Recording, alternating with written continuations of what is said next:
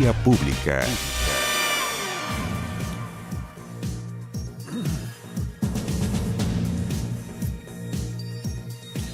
¿Cómo están ustedes? Muy buenas noches. Bienvenidos a la Vía Pública. En medio de la crisis dentro del Ministerio Público, el fiscal nacional Jorge Abbott llamó a un consejo extraordinario de fiscales regionales, como suerte de cónclave, a ver cómo frenar esto, porque es complicado. Bueno, allí se nombró al fiscal regional de Magallanes, Eugenio Campos, como el encargado de llevar a cabo la investigación penal en contra de su par, en la región de O'Higgins, Emiliano Arias, tras la denuncia de Sergio Moya. Recuerde que está el fiscal de Antofagasta, el fiscal Ayala, en el tema administrativo, y el de Punta Arenas, en el caso penal. La designación de Campos, quien es conocido por su rol en la indagatoria en el fraude de Carabineros, ¿se acuerda? Bueno, se suma a la de Alberto Ayala, como le decía, que investiga los temas administrativos, las denuncias que se han hecho allí. La vocera de los fiscales, Marta Herrera, detalló que la investigación penal se va a llevar a cabo por los presuntos delitos de violación del secreto, obstrucción y tráfico de influencias, y esta no tendrá un plazo determinado. Además, aclaró que Arias no se encuentra suspendido de su cargo y se mantendrá en sus funciones mientras se realice la investigación. El fiscal de la región de O'Higgins tiene a su cargo indagatorias de casos emblemáticos, como el denominado caso Cabal y el de abusos al interior de la Iglesia Católica. Recordemos que Arias fue acusado por el persecutor de alta complejidad de Rancagua, también de la región de O'Higgins, Sergio Moya, por 4 delitos, entre los que se encuentra el tráfico de influencias, la obstrucción a la justicia. Vamos a la pantalla, ahí está la pregunta del día, que tiene que ver con el otro tema que vamos a tocar hoy. Vamos a hablar sobre la crisis en el Ministerio Público, sobre las fiscalías, y este otro tema que es muy relevante. Atiende o afecta a un sector muy amplio de la sociedad, claro, con distintos grados de gravedad, pero tiene que ver con el ciberbullying. Según datos de la Superintendencia de Educación, este año se duplicaron los casos de ciberbullying. ¿Cómo combatir este acoso? ¿Aumentar sanciones? ¿Mejorar los programas de prevención? Podrían ser 2 alternativas. Vamos a hablar con expertos sobre ese tema luego. Porque ahora volvemos al tema del Ministerio Público. Esta crisis, ¿dónde se gestó? ¿En el origen de la reforma procesal penal, cuando aparecieron los fiscales como investigadores, persecutores, quienes acusan? ¿Está mal diseñada esa política pública de principio y ahora se viene a notar? ¿O en la práctica se fue degenerando el órgano y tenemos los problemas que tenemos hoy? ¿O hay un problema de liderazgo? ¿O todas las anteriores? Lo que suena es muy raro que los fiscales se estén sacando la mugre, perdón el chilenismo, a través de los medios de comunicación, y uno se pierde porque se denuncian unos a otros. Bueno, para eso hemos invitado a uno de los padres de la reforma procesal penal, Cristian Riego, que es profesor de Derecho de la Universidad Diego Portales. Cristian, buenas noches y gracias por estar aquí. Buenas noches. Gracias por invitarme. Cómo no, además estuvimos como a las 8:30 de la mañana en Radio Duna y ya Sí. conversamos parte de esto, pero no había ocurrido esta reunión de fiscales. Yo planteé 3 alternativas que podía ser si estuvo mal diseñada la política desde el origen, al cual tú participaste con otros profesores de la Portales en su momento, si el órgano se fue degenerando después, la alternativa o la falta de liderazgo del actual, porque no había pasado esto ni con Piedrabuena, ni con Sabas Chaguán, hasta donde yo recuerdo, sí con Jorge Abbott, o hay un problema de liderazgo, o en fin, o todas las anteriores u otras alternativas. ¿Por qué estamos viviendo esto? Sí, yo creo que hay problemas a muchos niveles y sin duda que hay un conjunto de causas diversas, digamos. Pero yo creo que entre las más relevantes está que es que nuestro sistema judicial en general, creo que esto no se limita a la Fiscalía, tiene un problema de que la independencia de los jueces, y en este caso de los fiscales, no está suficientemente garantizada por las normas que lo rigen. Esto tiene que ver con, por ejemplo, el tema de los nombramientos, en los cuales no hay procedimientos claros, transparentes, criterios de evaluación. En los nombramientos están concentrados en los mismos funcionarios que son los superiores jerárquicos de los jueces o fiscales. ¿Eso no lo vieron cuando diseñaron el Ministerio Público? Porque esto fue una cosa de laboratorio. Siempre se dice, cuando se habla de políticas bien hechas y políticas públicas mal hechas en Chile, en el Chile moderno, se habla de el Transantiago como un ejemplo de lo malo, porque fue el Big Bang, o sea, de un día para otro todo, y algo bien hecho, la reforma procesal penal, que se fue probando en las regiones y se fue acercando a las regiones más pobladas. Entonces, ¿tuvieron tiempo para diseñarlo o corregirlo eventualmente? ¿No vieron ese detalle ustedes al principio? Sí, de hecho, los primeros proyectos tuvieron fórmulas distintas de designación de los fiscales, pero que fueron consideradas, digamos, por la comunidad en ese momento política y judicial que estuvo detrás, como demasiado innovadores, y se prefirió optar por el sistema tradicional. ¿Cuál era ese sistema innovador de nombramientos? Bueno, se hablaba de... hubo varias discusiones, desde la posibilidad de elegirlo hasta la posibilidad de crear un cuerpo elector especializado que incluyera, por ejemplo, no me acuerdo el detalle ahora, pero por ejemplo algunos representantes, en esa época creo que no habían cores, pero representantes de los municipios en los cuales iban a servir los fiscales, por ejemplo, regionales, algunos representantes de la comunidad, y la posibilidad también de que hubiese un sistema de rendición de cuentas más activo frente a las comunidades locales. Pero finalmente nada de eso prosperó y se optó por la línea más conservadora, digamos, que era hacer que los ministros de Corte de Apelaciones hagan una terna, la envíen al fiscal general, o en el caso del fiscal general, que la Corte Suprema haga una quina y la envíe al presidente de la República y luego al Senado, copiando la reforma que se había hecho para la Corte Suprema, que en mi opinión fue un grave error, porque recordemos que hasta esa época la Corte Suprema se designaba por el presidente de la República solamente, previa quina. No tenía el pero se incorporó al Senado con una mayoría de 2/3, que yo creo que es uno de los problemas principales, y eso se copió para el fiscal. Ya, perfecto. Al fiscal ¿Cómo se hace, por ejemplo, en otras fiscalías que son muy requete contra famosas, como la norteamericana? Y no sé si funciona muy bien, porque no porque salgan las películas son mejores.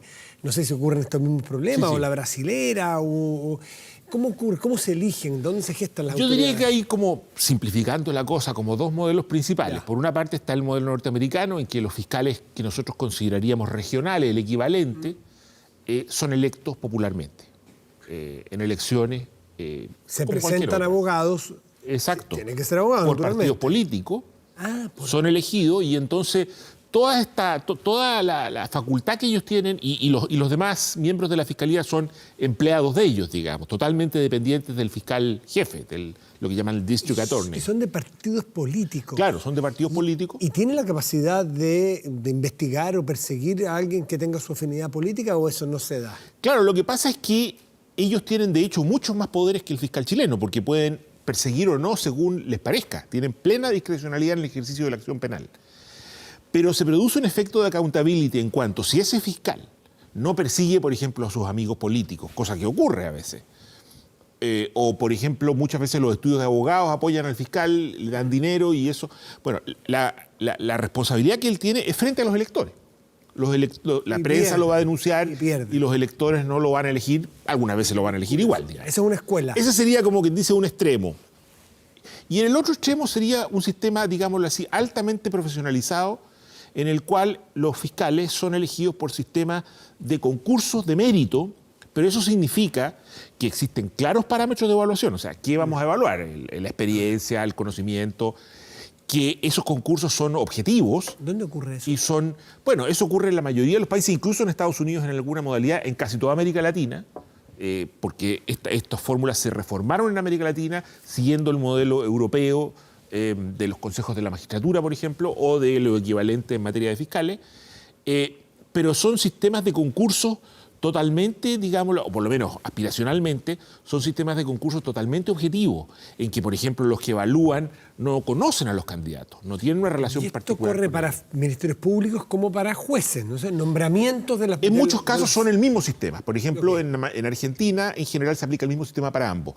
En otros países hay sistemas diferenciados, hay uno para jueces y otro para fiscales, pero en todos los casos, en este modelo de los concursos de mérito, son concursos realmente estructurados como... Y Chile eligió un modelo a la chilena propio, que se autogenera con funcionarios de las propias fiscalías, van subiendo de graduación y van llegando a cargo más alto. Digámoslo así, en la fiscalía tenemos un sistema copiado del judicial para los regionales y el nacional, copiados de los ministros de Corte de Apelaciones, básicamente, o de los ministros de Corte Suprema, y al interior de la fiscalía hay un sistema de concurso. La ley establece la necesidad de un tipo de concurso, pero desgraciadamente esos concursos se ha ido generando al interior de ellos una lógica de endogamia.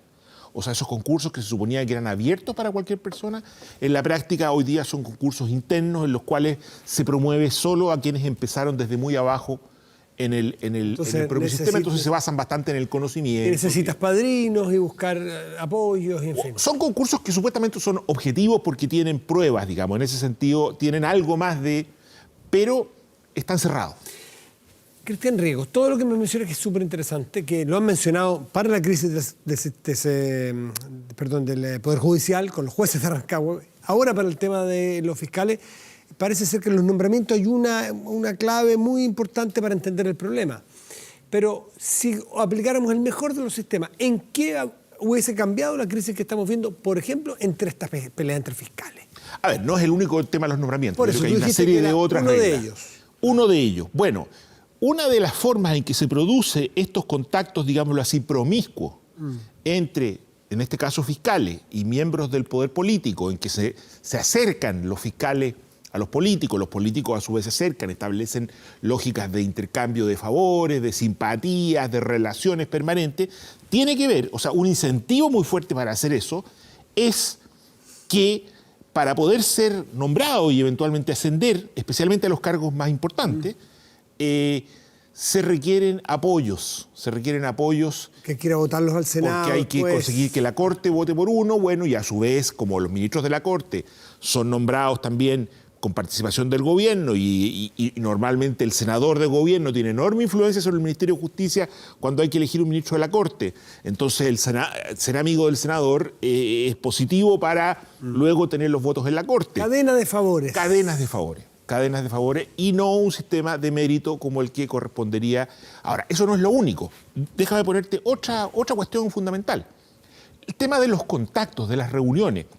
En los sistemas más sofisticados del mundo desarrollado, digámoslo así, los contactos entre, por ejemplo, las reuniones que puede tener un juez o un fiscal con determinadas personas, la información que puede recibir, está todo eso bastante regulado. Las condiciones de inhibición. Nosotros tenemos aquí en Chile condiciones de inhibición para ser fiscal de un caso o juez de un caso que son bastante gruesas, que, claro, excluyen a los parientes, intereses muy claros, pero que no entran digámoslo así, a configurar esta cuestión de amistad un poco más tenue o favores pendientes, ¿cierto?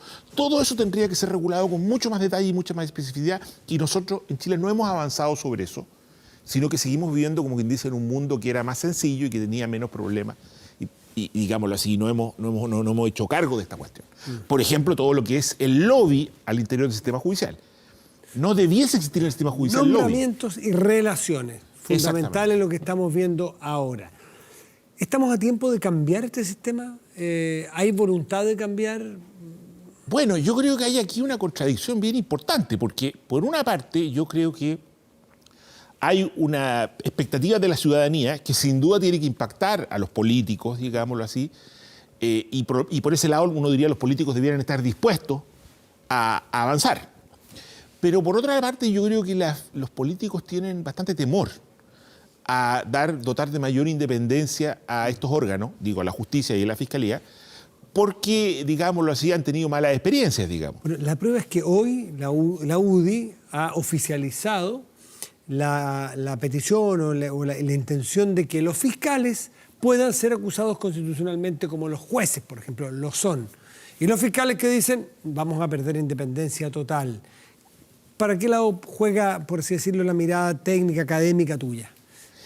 Yo creo que es necesario establecer mayores fórmulas de responsabilidad para los fiscales, o sea, mayor lo que se llama accountability. O sea, ¿hoy día tienen poquita? Yo creo que tienen poca y los sistemas no son suficientemente sofisticados, hay una serie de obligaciones de producir información, pero no ha habido tampoco una práctica social de revisar esa información y una crítica a la gestión de los fiscales como correspondería que hubiese, y ahí se puede avanzar mucho. ¿Pero otra cosa es una acusación constitucional?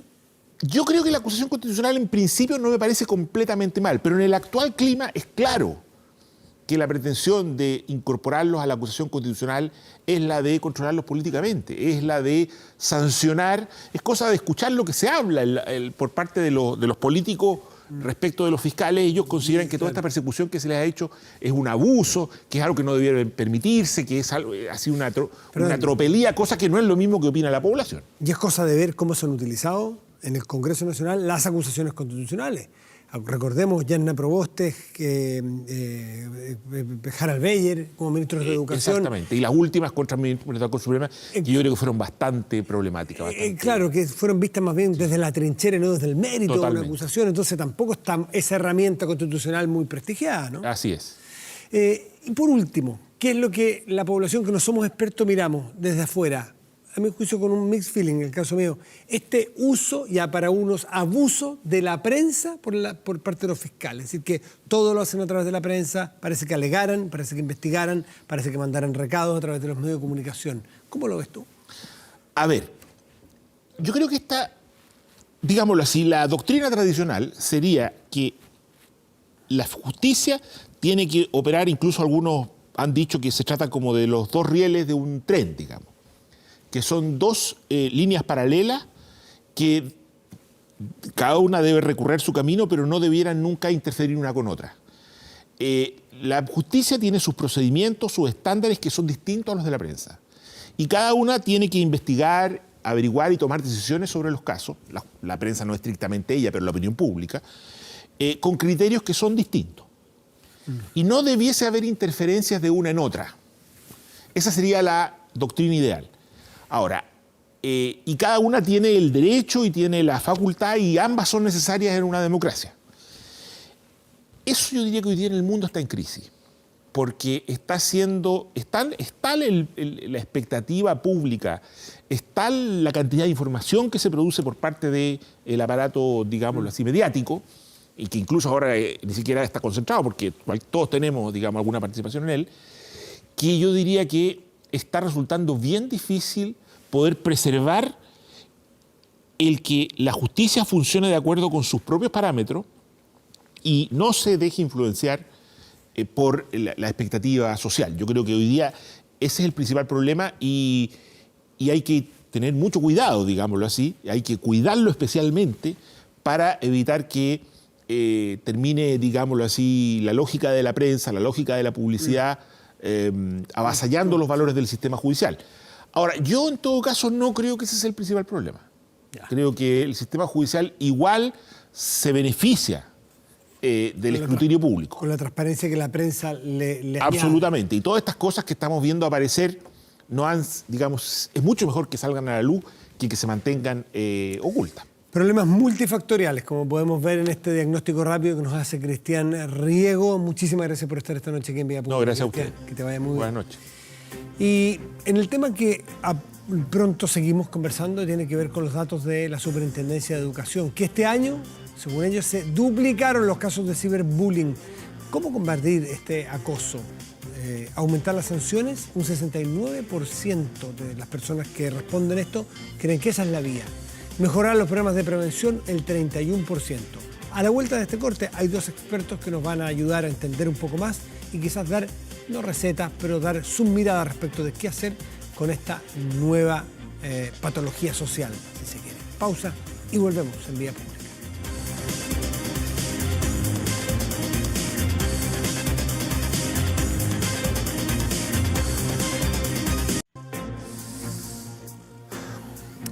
Fíjese que el ciberbullying es un término que no solo ya está acuñado, sino que ya todos entendemos de qué se trata. No hay que explicar, afortunadamente. Y digo afortunadamente porque también cuando entendemos qué significa, entendemos la importancia y la gravedad que tiene esto. Yo decía recién una patología social, también puede ser una exageración o no. El caso es que la Superintendencia de Educación ha planteado cifras sumamente alarmante, digamos. El aumento entre el primer semestre del año pasado y el primer semestre de este. Tenía la cifra recién aquí, fíjese que al cierre del año pasado hubo 403 casos de denuncias. El 2016, 184. Es decir, en 2 años pasamos de 180 a 400. ¿Será que estamos con mejores herramientas para identificar los problemas o hay más ciberbullying? Es parte de las preguntas que hay que hacerle, para eso hemos invitado a 2 tipos que saben. Álvaro Carrasco, director ejecutivo de Brave App, que es una aplicación que se dedica en varios países del mundo, es fundada por él aquí en Chile, justamente a tratar y a solucionar el ciberbullying. Gracias por estar aquí. Muchas gracias, Matías. Y Patricio Cabello, psicólogo y académico de la Facultad de Psicología de la Universidad de San Sebastián. Patricio, muchísimas gracias por estar aquí. Muchas gracias por invitarme. ¿Les parece que, primero, ya está entendido por la población lo que es y lo importante que es atender este problema, Patricio? A ver, entender que efectivamente para la gente es importante, eso lo tenemos bastante claro hace tiempo. Ahora el tema de qué es lo que nos tenemos que ocupar es algo que todavía no tenemos tan claro. Y algo que pasa, por ejemplo, con las cifras que tú estás mencionando, que efectivamente son impactantes o son alarmantes, también hay que meterse en esas cifras porque creo que no son muy precisas, digamos. Ya, muy al bulto. Creo que ahí se juntan varias cosas, porque lo que registra finalmente la superintendencia son situaciones de maltrato en las cuales hay denuncias, primera cosa, y esas denuncias son de maltrato entre estudiantes, pero también, por ejemplo, de adultos estudiantes, y ahí está todo mezclado en realidad en esa cifra y no está muy claro cuánto de eso puede ser bullying o no. Entonces el tema del ciberacoso todavía no está bien definido tampoco dentro de ese proceso de denuncia y de registro. Pero hay conciencia, que es un primer paso, porque hace un tiempo Tremendo cuando paso. ciberbullying, ¿pero qué es eso? El bullying es el clásico, es malo, pero es el clásico del empujón, Lo físico. Lo físico. Ya entendemos que hay otro tipo de bullying que puede ser, como es más anónimo y más silencioso, o puede serlo, y más dirigido, puede ser más grave, ¿o no? ¿Cuál es la experiencia de ustedes, Álvaro? Sí, nosotros cuando hablamos con los estudiantes hoy día, una de las frases que escuchamos es que me hago de vergüenza, me agobia, esto nunca va a bajar, esto está para toda la vida y siempre va a estar y me va a perseguir para todos lados. Y notan la diferencia de lo que es Internet, lo que es el anonimato y lo que es que esté para siempre ese post, ese meme, ese sticker, esa confesión o distintas espacios de violencia que hay en el mundo digital. Lo hablábamos un poco afuera, los datos que veíamos, este aumento de las denuncias, también es porque también se está tipificando y también estamos hablando de este tema. Y el año pasado hicimos distintas campañas, distintas conversaciones, distintos encuentros para mostrar este dato que un poco viene a también empujar y a invitar a denunciar. Y ahí lo mismo que hablábamos, un poco ver un poco estos datos, de ver cuál es ese tipo de acoso, a través de dónde pasa, son los mismos estudiantes los que denuncian, son las familias o esta denuncia viene también de los colegios, ¿qué está pasando allí? Un poco entrar a conocer esos detalles nos ayudan un poco a entender también el fenómeno y cómo podemos hacernos cargo de esto. ¿Y estamos más conscientes, estamos más alerta y tenemos mejores herramientas de detección? ¿O hay más bullying, ciberbullying? No podemos saber si hay más porque no tenemos datos de prevalencia que sean previos. Esa es una de las grandes dificultades que tenemos para trabajar en este ámbito y recién estamos generando datos. ¿Qué nos podría hacer pensar que estamos haciendo más bullying a través de las redes y qué sé yo qué antes? Yo te diría que es algo que efectivamente está en el ambiente y está en los medios de comunicación, está en las discusiones en los colegios. Tú lo tienes que ver, por ejemplo, en el caso de las conversaciones que se dan en los talleres, las distintas discusiones, los centros de padres, etcétera. Están preocupados de estas temáticas. Creo que en ese sentido, como decía Álvaro, es muy positivo porque precisamente se ha instalado una temática que antes estaba legitimada e invisibilizada. De alguna manera lo que tú decías, lo de tener ciertos enfrentamientos, ciertos golpes, ciertas cosas que era como el clásico, dices tú. Todas esas cosas eran naturalizadas y en la actualidad no son naturalizadas. No son naturalizadas tampoco las situaciones de maltrato, por ejemplo, de los mismos profesores hacia los alumnos, ni de los alumnos a los profesores. Hay mayor conciencia precisamente de los conflictos de convivencia escolar en términos generales. Y hay mayor conciencia además de los impactos a la salud mental de los niños y adolescentes en esa situación. Ahora, también, como es un fenómeno nuevo, tendemos a alarmarnos y tendemos a exagerar incluso algunas de las cosas porque estamos preocupados. Por supuesto. Y asignarle en algunas situaciones o en algunos momentos un poder que tal vez incluso el ciberbullying no tiene necesariamente, de explicar todas las cifras, por ejemplo, que tenemos de salud mental en niños y adolescentes, ni toda la depresión en la adolescencia, ni menos todo lo que ocurre precisamente con situaciones extremas como el suicidio adolescente. Entonces, estamos en una situación en la que estamos, como tú dices, tomando conciencia, pero también en riesgo de magnificar un poco. De magnificar un poco y de alguna manera satanizar también lo que pasa con las tecnologías digitales, que presentan un montón de otras oportunidades tremendas, que si les cerramos la puerta, si las satanizamos o si nos preocupamos en exceso, perdone, Álvaro, un segundo. Desde el punto de vista, Patricio, del psicólogo, el bullying es malo por lo general, check. Sí. Pero el bullying tradicional y físico, el viejo bullying que ahora uno lo mira y dice qué barbaridad lo que pasaba y no era, y era naturalizado, ¿se puede medir si es más o menos dañino que este bullying que es silencioso a través de las redes y que es dirigido? el sentido común me indicaría que al menos uno hoy día tiene la defensa social de que el resto te diga, ahí, momentito, ¿no? Eso no se hace. El dirigido puede ser mucho más dañino porque penetra donde duele y nadie más lo ve, solo la víctima. Es más dañino en un niño, en una niña. Hay dos cosas que son sumamente importantes para entender el fenómeno del bullying, que no es meramente el enfrentamiento entre dos personas de más o menos la misma edad que en un contexto de pares, ¿ya? O sea, en el colegio, digamos, ¿ya? Sino que más bien hay una cuestión que tiene que ver con una diferencia de poder que es importante entre dos actores. Esa diferencia de poder puede ser, por ejemplo, por una diferencia física, un niño que es más grande que otro, pero también por cómo los grupos pueden actuar en torno al prestigio, ¿sí? Y en torno a la popularidad, que finalmente es lo que determina la posición o el estatus que un niño tiene dentro de un grupo. Como pasa con los adultos también. Y en ese caso, ahí hay una dificultad que es muy fuerte porque efectivamente el daño que eso produce a ciertas dimensiones como la autoestima, por ejemplo, es muy fuerte. Y una de las cosas más difíciles de poder tolerar para un niño pequeño y también para los adultos es la exclusión social. Y finalmente el bullying está tremendamente cargado de una forma de exclusión. Finalmente quedar fuera incluso de algunos espacios es una de las cuestiones que es riesgosa para la salud mental de los niños y los adolescentes.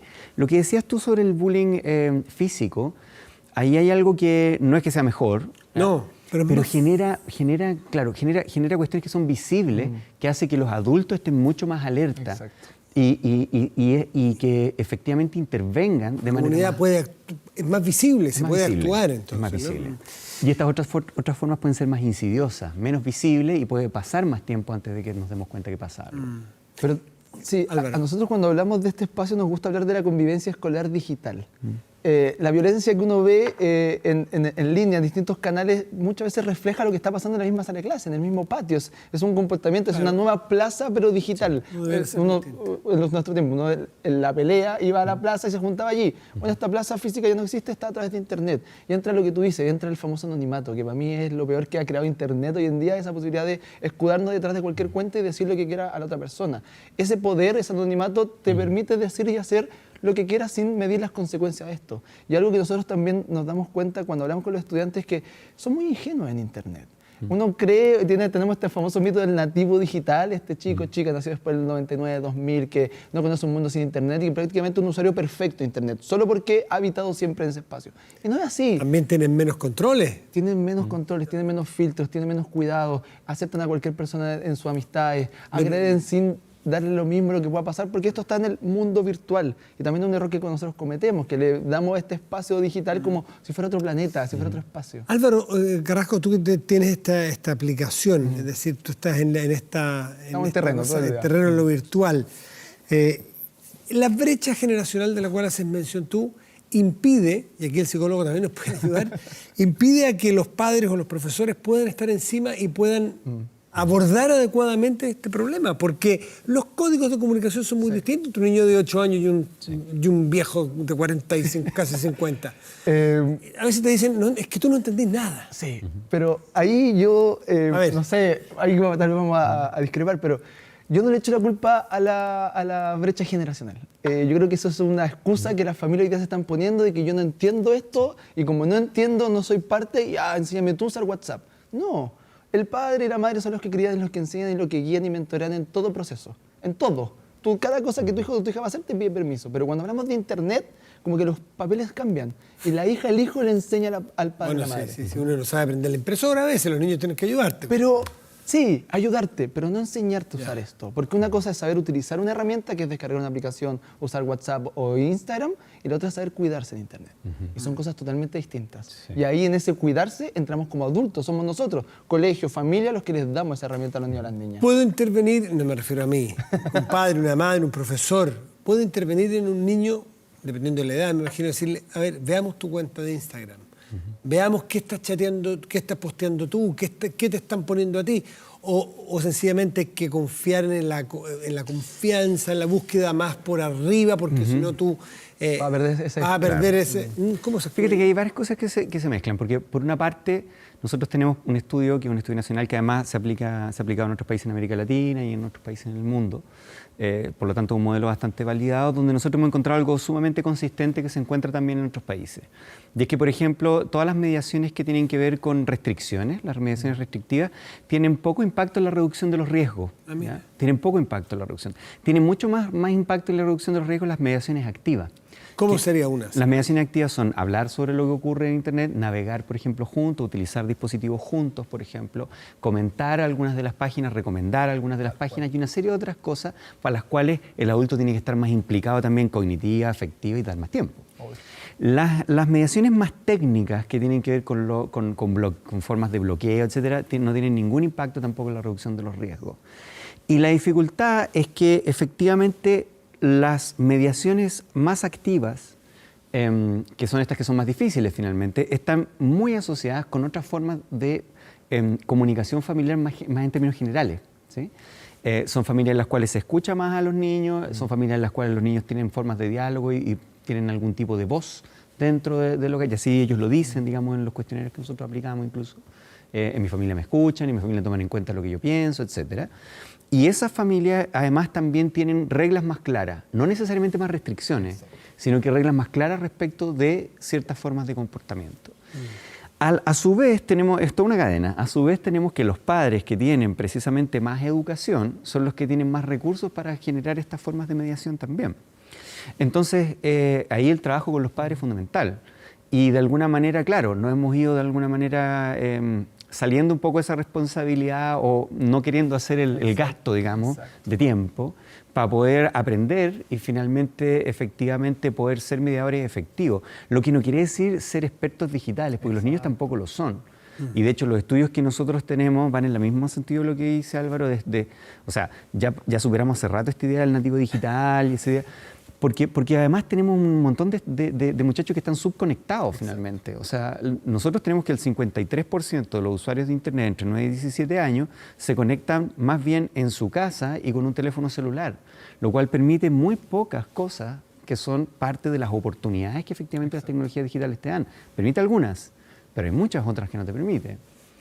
Creo que hay por ahí algún novelista que escribe una novela en un celular, digamos, pero creo que no es lo habitual. Entonces, finalmente, eso es un poco las cosas. Y tú empiezas a observar cómo juegan distintos factores, las mediaciones, las formas de exclusión o inclusión social de los niños, y exclusión e inclusión digital, y las formas en las cuales estas dinámicas de poder son advertidas o no por los adultos. Álvaro, ¿cómo, y a los dos en general, que si alguien detecta que está empezando a pasarle, que hay un chico o una chica que es víctima, los procedimientos de denuncia, ¿cómo deben ser?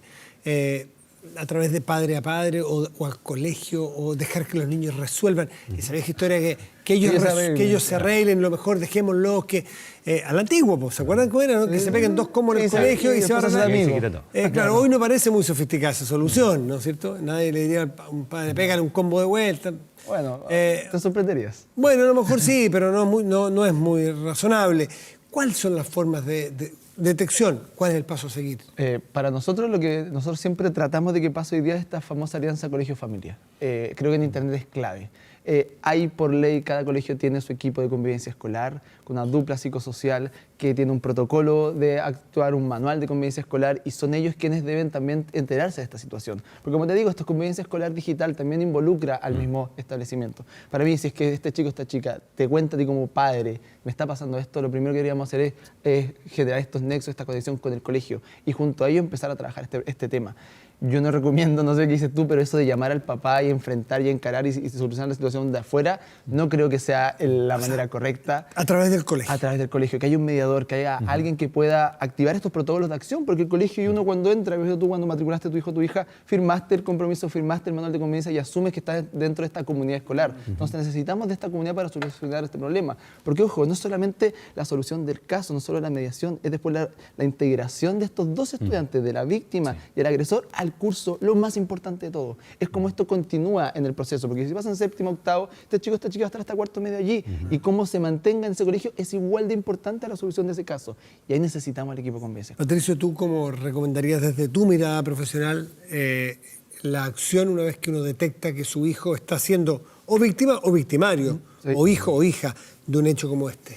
Decime Bueno, una ahí cosa. tú acabas de mencionar algo que es interesante, porque en general nos focalizamos más en la víctima y no nos focalizamos en lo que llamamos habitualmente victimario. Que es una suerte de víctima también. Es que ese es el tema, porque ese es un lenguaje, además, un lenguaje muy criminal, digamos. O sea, y no nos olvidemos que estamos hablando de pares, que estamos hablando a veces de personas que sufren esta situación y que tienen 13 años Sí, a manos de otra persona que ocasionalmente está en ese lugar, pero que también tiene 12, 13 años.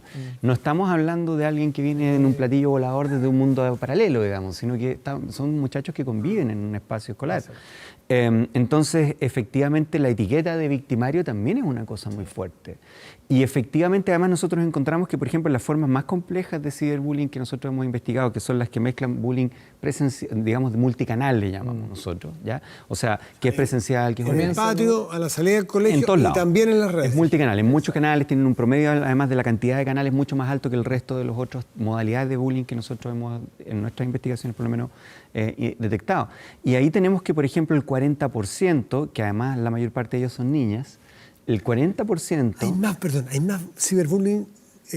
Esta modalidad, ¿Mujeres víctimas? Sí, esta modalidad que nosotros hemos descubierto, entre comillas, que es la que nosotros hemos investigado, el 60% son niñas. De las víctimas. Sí. ¿Y victimarios? Y- ¿También hay más mujeres que hombres? En el 40% más o menos de ese grupo, aproximadamente, o sea, de ese 60, ¿no? Del total, son también además, dicen haber sido victimarios en algún momento. Es decir, se repite el cambio de roles. repite. El que ha sido víctima también ha hecho. Sí. Sí, Es decir, se venga de alguna manera. El ciberacoso tiene esa diferencia de lo que es el bullying tradicional o físico, que tenía esta típica triada del testigo, el agresor, el agredido. En Internet cambian las cambia posiciones. constantemente. O sea, te digo algo, respondo, no me quedo callado, respondo de vuelta y constantemente... Porque es nos una vamos lucha de poder, cambiando. finalmente. Exacto. Pero Patricio, yo al menos me quedé pendiente de tu recomendación respecto de qué hacer si detecto a víctima o victimario, si un hijo... Sí.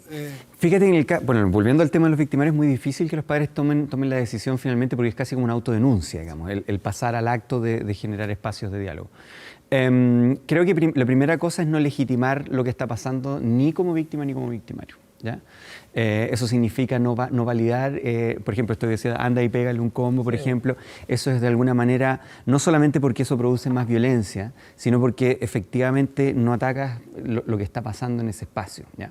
En ese espacio los primeros responsables son adultos, ¿sí? Todas las responsabilidades obviamente se distribuyen en la comunidad escolar, pero los principales responsables son los adultos y son los adultos los responsables de efectivamente tener un plan de convivencia, de tener un manual de convivencia escolar. Son ellos los responsables, es el encargado de convivencia y quien lidera el proyecto educativo, que finalmente... O sea, tú también recomiendas pasar por el por la colegio. escuela, por supuesto, porque es ahí donde finalmente tenemos que esperar poner el diálogo.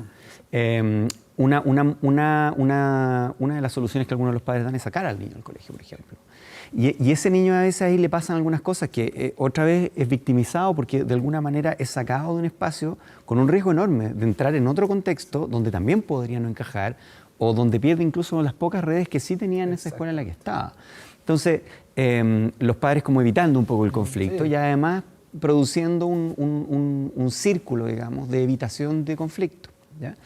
Creo que el tema de la mediación de conflictos es algo que tiene que entrar mucho más en la escuela y para eso tiene que estar mucho más preparado tanto los encargados de convivencia, las duplas psicosociales y los profesores. Y ahí nosotros hemos encontrado, y esto lo puedo decir de manera menos, va a ser un poco más irresponsable, pero yo creo que tú lo has visto más, hay mucha desconexión entre lo que pasa entre los profesores y estas duplas psicosociales, por ejemplo. Es como que actuaran en momentos distintos, que estuvieran para cosas diferentes y algunos, por supuesto, trabajan en una alianza muy virtuosa, pero no es lo más habitual y es lo que además requiere más esfuerzo. Bueno, de esto se podría hablar muchísimo más. Sí, claro. Álvaro y Patricio, les quiero agradecer a los dos gracias a ti. compartir su experiencia desde dos miradas súper distintas, pero en un hecho que hoy día está acaparando la atención de muchas familias porque da mucho miedo pensar solamente que un hijo esté sufriendo o esté haciendo bullying. Los dos creo que son familias que van a sufrir mucho sin saberlo.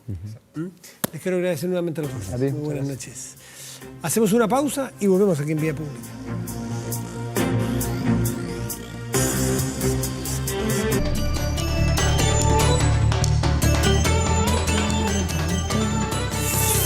Estamos de vuelta aquí en Vía Pública. De inmediato revisamos el resultado. A la pregunta, al cual los invitamos a participar. Según los datos de la Superintendencia de Educación, este año se duplicaron los casos de ciberbullying.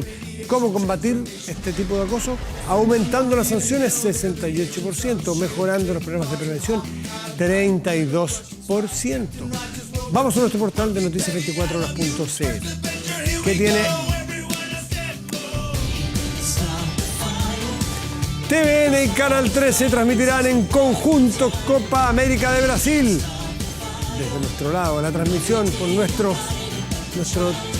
tridente, Pedro Carcuro, Fernando Solobarrieta y Gustavo Huerta. Así que ya saben, entre el 14 de junio y el 7 de julio en TVN, la Copa América por La Roja.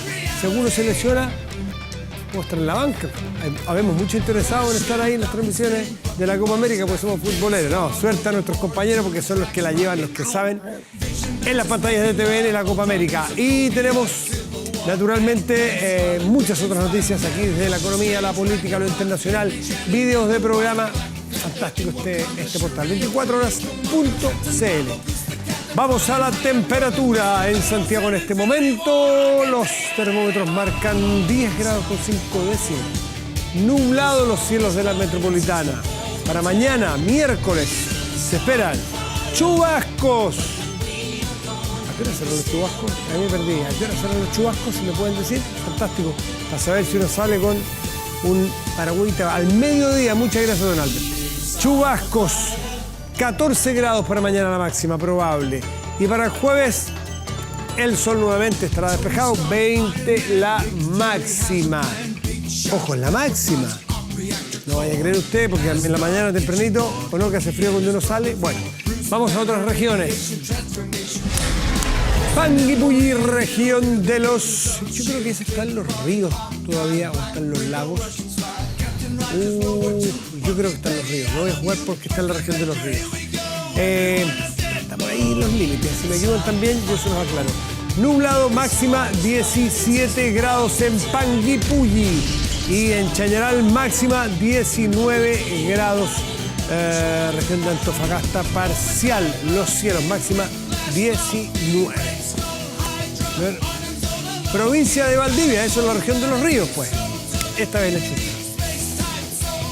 Y esto es Coquimbo. Ahí sí que no la chunté, Chañaral es Coquimbo. Yo dije Coquimbo o le dije Atacama? Ya, pues, yo dije Atacama. Ya, ahí estamos medio confundidos, ¿ah? Porque región de Atacama era la antigua tercera. Ya no tienen número. Región de Antofagasta, región de Atacama, región de Coquimbo. Y Chañaral es región de Atacama. Muy bien, ahí está clarito. Vamos aprendiendo geografía porque ya es con nombres, no con números las regiones. Y lo que estamos escuchando no ha cambiado, es lo mismo, es un clásico. Escuchamos a gran Billy Joel con We Didn't Start the Fire, uno de los temas más conocidos, pero esta vez con una versión en la que participaron todos los protagonistas de Avengers. Sí, la esperada cinta que se estrena este jueves en todo el mundo. En medio de la gira de prensa que han realizado en distintos programas, se presentaron en el show de Jimmy Fallon. Allí exhibieron este video con las escenas de las distintas películas del universo Marvel. Iron Man, Spider-Man y tantos más. Todos con un homenaje muy especial al creador de tantos superhéroes, el fallecido Stan Lee. Con Billy Joel, We Didn't Start the Fire, cerramos la vía pública de hoy. Muy buenas noches, gracias por venir. Chao.